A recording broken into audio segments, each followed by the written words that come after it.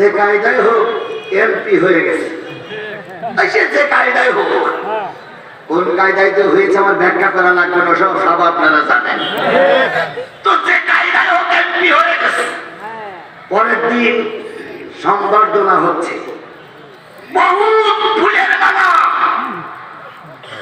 মঞ্চে দাঁড়িয়ে বলতেছে যে নির্বাচন হয়ে গেছে এরকম সুষ্ঠু নির্বাচন পৃথিবীর ইতিহাসে আর কেউ দেখেনি। এই মাইকের আওয়াজ কুকুর শুনেছে।